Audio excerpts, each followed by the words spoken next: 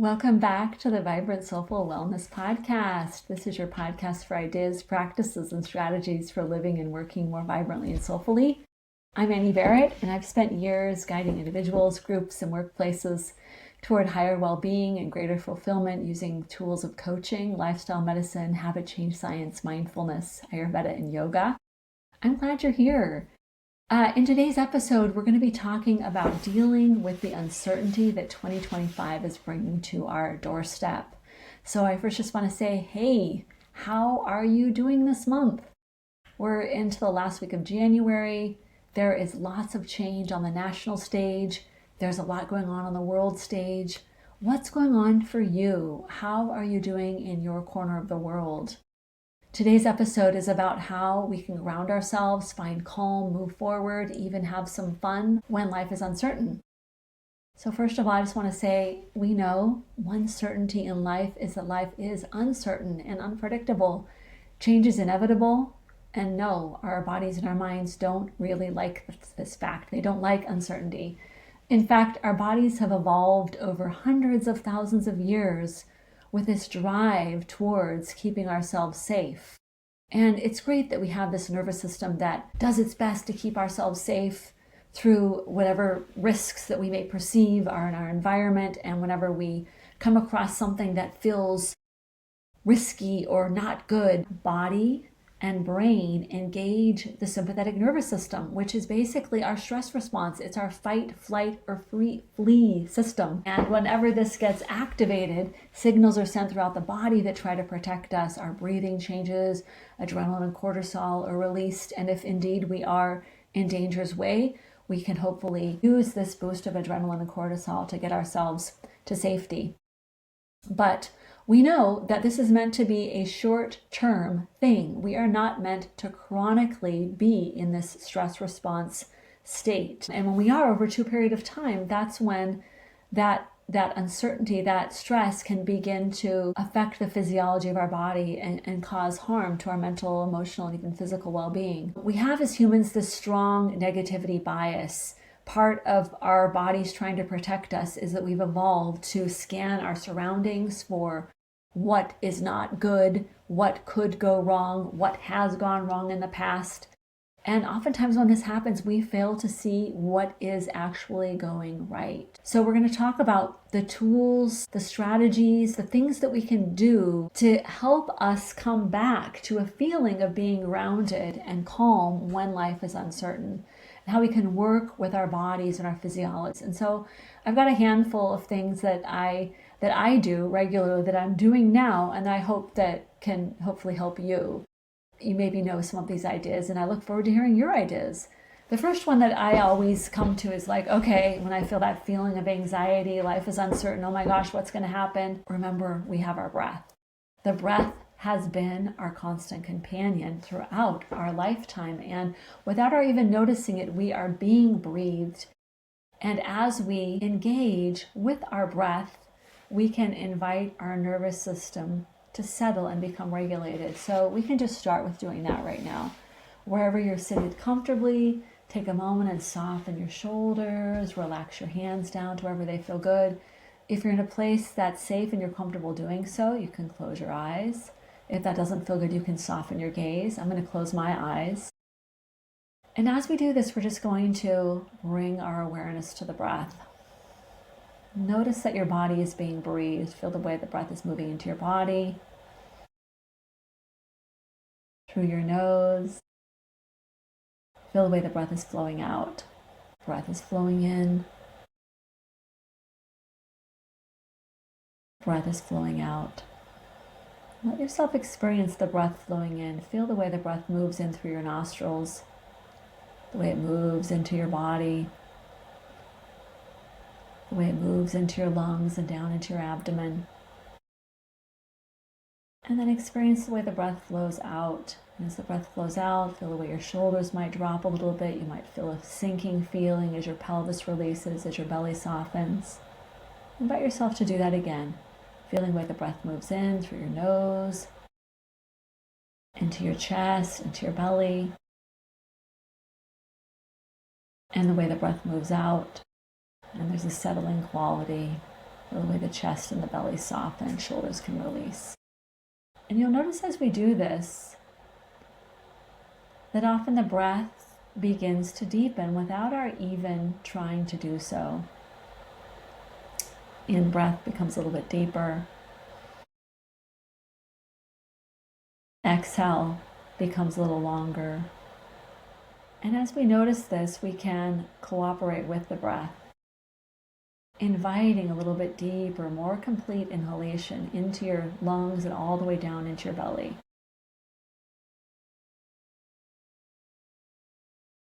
And as you exhale, allowing for a long, slow exhale, and feeling the way that long, slow exhale can release tension that you may be carrying in your shoulders, in your neck, down in your belly.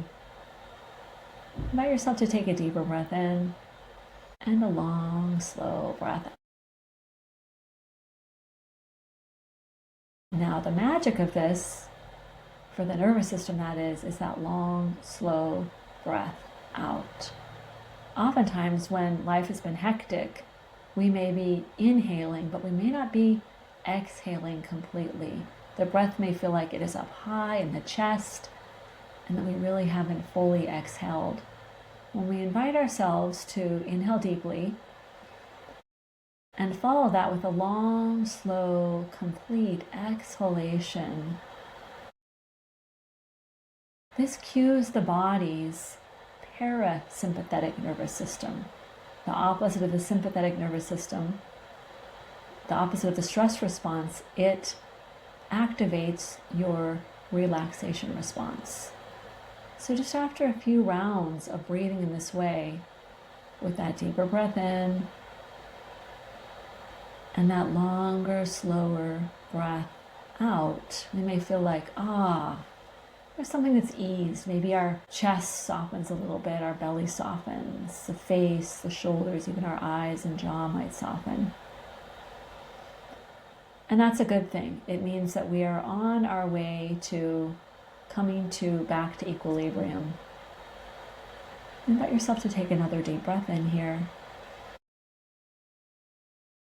Long, slow breath out, and you're invited to continue to just observe and participate in these deeper breaths as we continue with this podcast.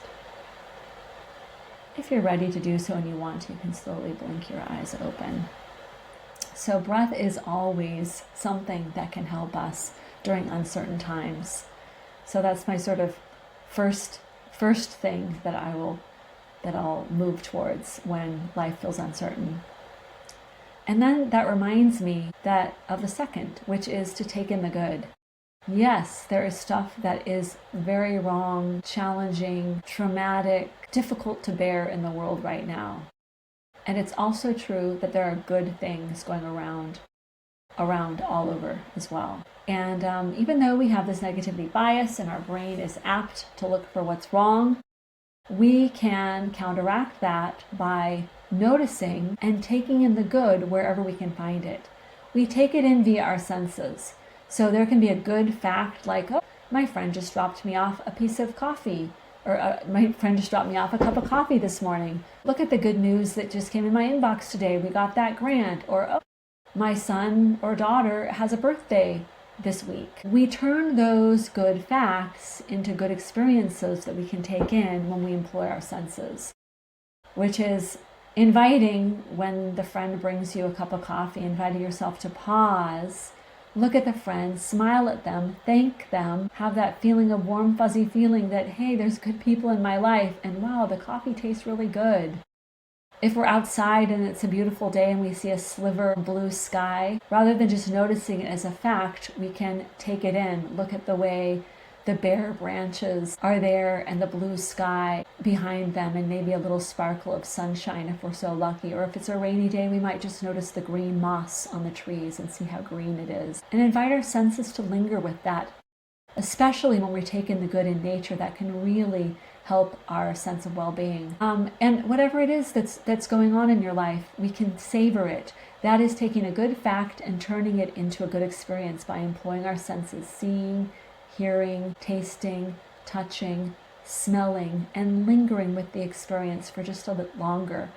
And those good experiences start to buffer and counteract the negativity and remind us that life is good. There are good things, good people, good experiences to be had in life, no matter what's going on. So breathing, taking in the good. And the third is engaging in healthy humor. I just listened to a wonderful podcast by TED Radio Hour where they were talking about medical clowns. These are people that dress up and their job is to be a clown in a hospital, particularly hospitals where there are kids with excruciatingly difficult medical situations going on, cancers and difficult diagnoses. And these clowns are there to make the kids, the family members, the doctors, the staff members laugh and smile. They bring levity to a hard situation, and they also are there to be with the people that are going through the hard things. They go through what's hard, and they invite them to also see what is fun and what is light, how there can be a joke or a funny song or a funny activity. And we as adults would do wise to do more of that. I don't know, I wish we could bring clowns into our workplace. That would definitely help give us a laugh. But we can do what we need to do. I know palliative care doctors that one of their remedies for dealing with a day full of dealing with patients and family members that are going through really hard stuff is they enjoy stand-up. And the stand-up comedy that they watch during their off time isn't meant to take away from the challenging conversations that they're dealing with, but it helps them cope, and it helps them remind them that there are funny and good things. And so whatever it is that whatever you can do to find levity and to find humor, I invite you to find that, whether that's watching comedy, whether that's going out with friends and laughing. I have one friend who, no matter what is going wrong, she always finds a way to laugh. And I so appreciate that about her. When we can surround ourselves with people that can make jokes and make us laugh, that's really good, because laughing is powerful medicine for counteracting uncertainty and negativity. So taking in healthy humor wherever we can. And along the lines with that, it's staying connected to others. We, of course, have heard this again and again. We know that the healthiest people, there's research shows that Harvard longitudinal study on the healthiest people in life, the Harvard study as it's called, has shown that the people with the most social connections are the happiest and healthiest. Making sure that we have people that we're connecting with. And so these are people that are in our households, people in our communities, in our neighborhoods, in our workplaces.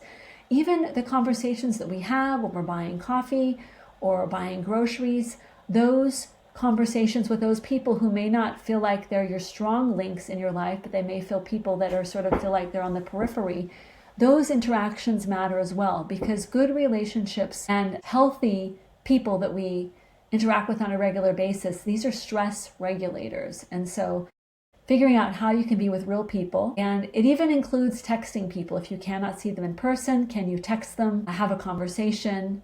But whenever you can, see them in person. Go out to lunch, go out to coffee, take a walk, go to a community event. Stay connected to others. That's good medicine. And then along the line with that, we can keep up our routines. The weeks are going to be varied. The days are going to be varied and unpredictable, right? And again, I said, we don't love unpredictability. So where can we create something that's a little bit predictable? I often say it's in our morning and evening routines. I think of the morning and evening routines as like bookmarks to our day. Can I do something in the morning that makes me grounded, centered, energized, and prepared for the day? Can I do something in the evening that helps me wind down, helps me relax, help me release some stress at the end of the day so I can sleep well, right? I want to prepare myself for the activity in the middle of the day, and I want to prepare myself for sleep at the end of the day. So I don't know what that is for you. For many of us, it's going to be exercise. Exercise on either end can be good. It can energize, it can help us wind down. Mindfulness practices like meditation, either at the beginning of the day, the end of the day, or both, can both prepare us for the day and can help us wind down from the day. Spending time with friends can also be part of that routine. That's probably more in the evening, but if you have a regular, like a walking date with people, if you have, for example, maybe you have a journaling activity, or maybe for you it's taking a shower or being in nature. You might also have a hobby that you do, or a spiritual practice, but figuring out some kind of routine that is dependable for you in the morning and evening, that's going to be really good. For some people, it might just be pouring your cup of tea and watching the birds. And at the end of the day, it might be walking around your neighborhood, the block a couple of times, and listening to music. I don't know what it is, but figure out a routine and stick to it.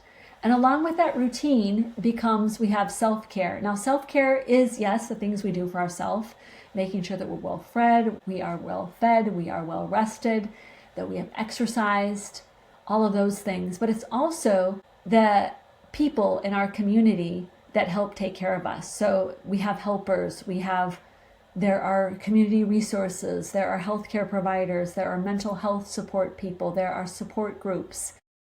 Those are part of our self-care too. So if you know that weekly or monthly you need to go to a support group, or you go to a dance class, or you're keeping up on your regular checkups or getting to your counselor or coach on a regular basis, those are part of your self-care, and those are going to help keep you regulated when life is uncertain. So we don't want to skip those things. We want to make sure that we have those services, appointments, sessions on our calendar. And then I already talked about it, but being in nature really helps. Nature is an antidote that can help us de-stress. And so whether it's a little bit of time lingering in your yard, watching the birds, puttering around your garden, whether it's taking a walk, whether it's spending time on the weekend getting to a regional park, a county park, a state park, spending time in nature and getting that little hit of awe that we get when we're in a beautiful outdoor place and we feel a little bit smaller. That hit of awe can remind us that it's okay, that we have our place in the universe, and that we can have a sense of well-being, feeling connected to this bigger planet.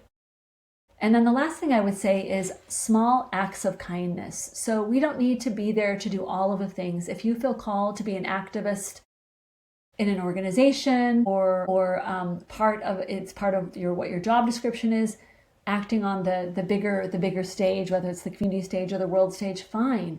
But it's also good and helpful and makes you feel like your sense of doing something when we do a small act of kindness, which is helping someone in your household, helping someone in your neighborhood, helping someone in your community, getting out for an activity that connects you to a larger cause or a larger organization or a bigger mission. And even if you can do this once in a while, doing that small act of kindness, that small act of engaging with the mission, the value, the organization, the movement that you feel connected to, is going to help you feel positive and like you're moving in a direction that is life-affirming and that is good. So yes, 2025 is going to continue to be uncertain. We don't know what's going to happen next.